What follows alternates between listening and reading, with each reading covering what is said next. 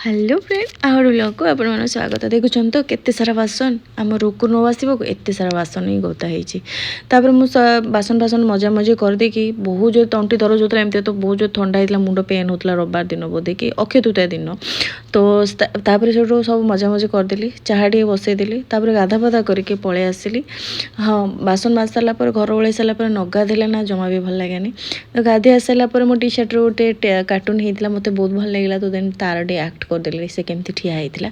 तो हसबेनी ये लगा लगे करके मोर किचन को पलि आसली। हाँ कौ दिन यहाँ गोटे बाहर कर रखी हाँ मंडे दिन मु बटर सब बाहर करके फ्रिज थोई देती मुझे करी घी बाहर करी बोली तो आज देखला गाधे पाधे आसली मुझे ना आज बाहर कर काली गुरुवार अच्छे ना से तो मुझे सब बासन सब जो माजिकी सब थोई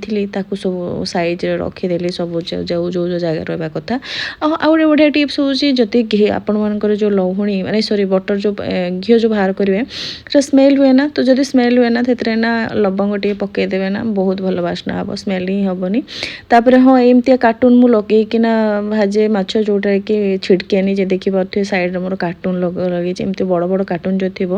माछ भाजी किसी भी छिड़का छिड़की पड़ोनी कौटी कांत पांत भी हम ना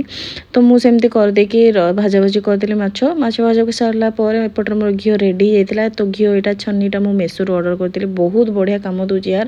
माने गरम गरम घी भी आम छाणी सांगे सांगे रखीदे एमती रखी ठंडा है छाणुली बट मु गरम गरम एवं छाणी रखीदे घी को आराम से घी बाहरी गला पाखापाखि 700 खंडे घी बाहर जमा। तापर यहाँ हूँ इवनिंग वीडियो इवनिंग रे मुझे बेलपणा करी टीचर मो पुअर टीचर आ पुओ को दबाक नहीं पलैली तापर मोर आम हजबैंड को लेकिन आम दिजन जाक पिया पी नहीं मुझे देदेली मुझे मो किचेन रे आसी पिया पी कली कहीं मोटे कम था किचेन रे माने जिओ मार्ट कौन कौन अणा हम बोली लिस्ट करने तापर जिओ मार्ट लिस्ट कर मगेदेली मो पुए सब काढ़ुची देखिपे हाँ जब मो भिडियो भल लगुव हाँ मो भिडियो कौट देखुं निश्चिंत भाव में कमेंट रे निश्चिंत जनइबे मुझे रिप्लाई देवी। तो रोची गुड नाइट हाँ जय जगन्नाथ देखिए सब मो पु काढ़ी के बसी चुपचाप हाँ पियाज मिलूँ 5 टंकार केजी जिओ मार्ट रे।